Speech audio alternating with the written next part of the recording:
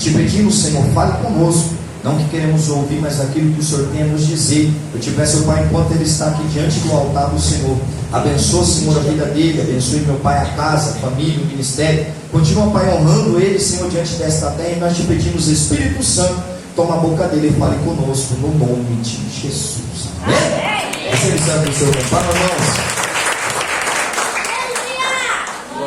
Cumprimento os irmãos com a paz do Senhor. Amém! Paz do Senhor, irmãos. Amém! Vamos aproveitar que estamos de pé e ganharmos tempo fazendo a leitura do texto. Quem trouxe a Bíblia, abra comigo no livro do profeta Ezequiel. O capítulo é o mais conhecido do livro, o capítulo de número 37.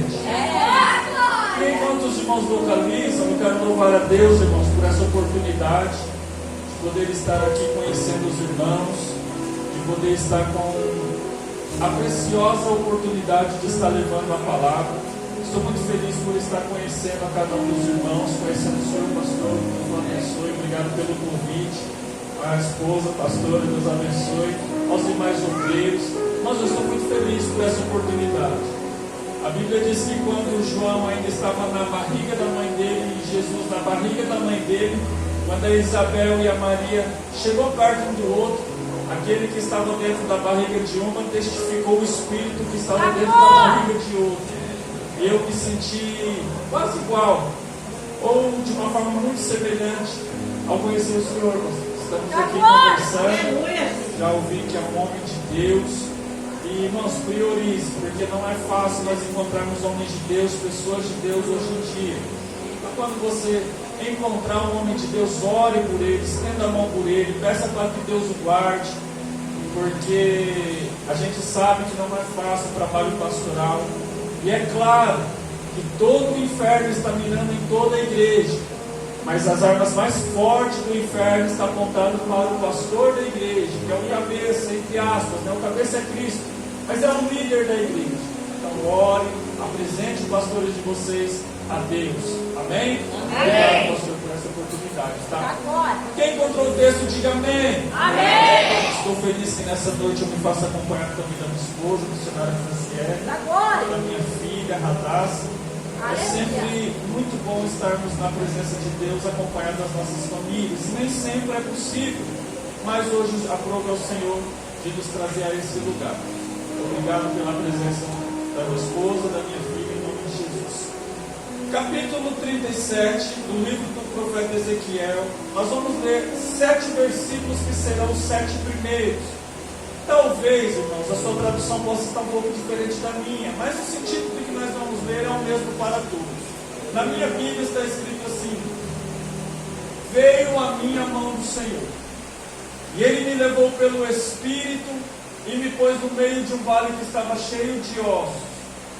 E Ele me fez andar ao redor deles, e eu vi que eram muitos numerosos sobre a face do vale, e que eles estavam sequíssimos. Então o Senhor me perguntou: filho do homem, esses ossos poderão reviver? Eu respondi: Senhor, tu sabes. Então ele me disse: profetiza sobre esses ossos e dize-lhes: ossos secos, ouvi a palavra do Senhor. Assim diz o Senhor Deus a esses ossos: aleluia, farei entrar em vós o Espírito e vivereis. Porei nervos sobre vós farei crescer carne, sobre vós eu estenderei pele, sobre vós eu colocarei do meu Espírito, aleluia, e então vivereis, e sabereis que eu sou o Senhor. A expressão eu sou o Senhor aparece por 65 vezes em todo o livro do profeta Ezequiel. Para finalizar, o último versículo que nós vamos ler, que é o versículo 7, diz: e eu fiz como me foi ordenado, e enquanto eu profetizava, houve um ruído, um barulho, e cada osso se juntou ao seu osso. Amém? Vamos fechar a sua Bíblia, tomado pelo assento. Aleluia, Jesus.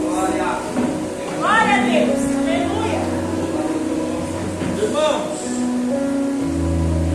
para nós entrarmos nessa história, eu preciso rapidamente entrar no contexto para que você entenda o que nós estamos passando aqui. A Bíblia diz que após a morte de Salomão, quem reinou em seu lugar foi o seu filho Roboão. E quando Roboão começou a reinar, ele fez uma coisa que nenhum rei anterior havia feito. Nem Davi fez, nem Salomão fez, agora ele vai fazer, nem Saul havia feito. Agora é o Roboão que vai fazer, que é pegar as 12 tribos de Israel, dividir elas em duas partes. Uma parte ficou conhecido como Rei do Norte, a outra como Rei do Sul. No Reino Norte ficaram 10 tribos, e essas 10 tribos, ou o Reino Norte, ficou conhecido como Reino de Israel, da capital Samaria. Do outro lado, o Reino Sul, esse reino que ficou conhecido como Reino de Judá, da capital Jerusalém. A Bíblia diz que, primeiramente no Reino de Israel, a idolatria começou a entrar naquele lugar. E Deus, como viu que a idolatria foi entrando naquele lugar, Deus começou a levantar profetas para dizer: olha, vocês precisam voltar para a presença do Senhor, porque se vocês não voltarem para a presença, o juízo de Deus inevitavelmente vai recair sobre vocês. E quando a gente fala da idolatria no reino de Israel, os irmãos vão se lembrar perfeitamente de um rei que chamava Acabe. O Acabe se casou com uma mulher, e essa mulher, que se chamava Jezabel, que não era israelita, mas que veio de uma terra pagã, de uma nação pagã, adorava deuses pagãos. Quando ela vem para Israel, ela traz a sua cultura, ela traz a sua crença, e dentro de Israel começaram a adorar os deuses que eram adorados na terra da Jezabel.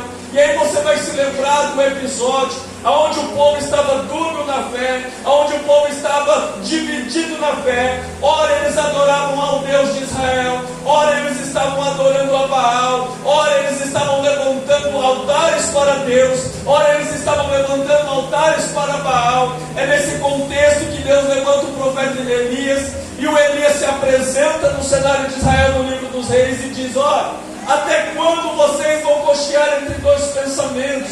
Se Baal é Deus, então siga Baal. Mas se Deus, aleluia, o Deus de Israel é o Deus que vocês acham que verdadeiramente é Deus, então vocês têm que abandonar Baal. Vocês têm que quebrar o altar de Baal. Por quê? Porque o Baal aceita vocês divididos. O Baal aceita que ora vocês adoram o Deus de Israel e ora vocês estejam adorando eles. Por quê? Porque vocês estão dúbios na fé, e a dubiedade já é no campo do inimigo. Mas o nosso Deus não aceita dubiedade. Então eu quero que vocês, se acreditam que o Deus de Israel é Deus verdadeiramente, abandone a Baal e venha inteiramente para o Senhor. Aleluia. Só que conforme Deus foi levantando o profeta, parece que a mensagem entrava por um ouvido e saía pelo outro. E o povo continuou na sua idolatria, até que inevitavelmente, no ano 722 a.C., a história diz que Deus vai trazer um juízo sobre o reino do norte, sobre o reino de Israel. E como é que Deus vai fazer isso? O rei Salmaneser, que era rei da Síria, ele vai entrar em Israel, ele vai devastar tudo em Israel, vai levar alguns homens cativos para a Síria. Mas a história diz que quando eles chegam dentro da Síria, eles se dispersam, eles não ficam cativos ali por muito tempo. E quando eles se dispersam, a história chama esses homens de tribo vagante, porque começaram a vagar pelo deserto. Irmãos, qualquer um, estando no reino de Judá, que era o reino do sul, pensaria: olha, se Deus prometeu que viria o juiz lá no reino do norte, em Israel, se eles não voltassem para os caminhos do Senhor, e eles não voltaram, e o juízo veio, e Deus está nos alertando que o juízo vai vir sobre nós, irmãos, qualquer um de nós pensaríamos: temos que voltar para a presença do Senhor, temos que abandonar a idolatria. Mas não, eles não abandonaram a idolatria. Agora, não só lá no reino do norte, mas agora no reino do sul, Deus também vai trazer o seu juízo. E quem é que vai trazer o juízo? A história diz que no ano 606 a.C., veio um homem que era capitão do exército da Babilônia, chamado Nebuzaradã. O Nebuzaradã era capitão do exército do Nabucodonosor. Ele entra em Judá, a aconteceu tudo o que aconteceu no Reino do Norte. Eles devastam Judá, eles levam as mentes pensantes, os jovens que tinham uma habilidade especial, aquelas mentes que sobressaíam as demais, eles levam cativo para a Babilônia. Essa é a primeira invasão do Reino de Judá. Nessa primeira invasão, vão alguns meninos, no meio de todo o povo que foi.